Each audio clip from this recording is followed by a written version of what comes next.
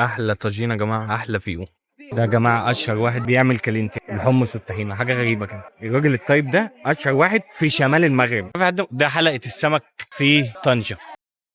بصراحه اشهر اكله في شمال المغرب. تيجي شفشاون يبقى لازم تشرب برتقال.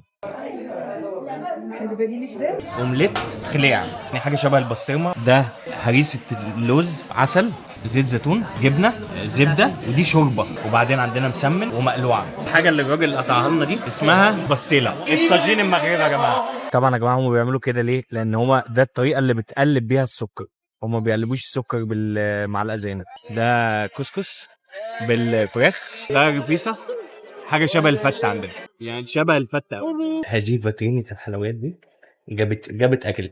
عامله حلويات بيتي هنا في السوق الشعبي. اللي مهتم بالسفر والرحلات يعمل لي فولو.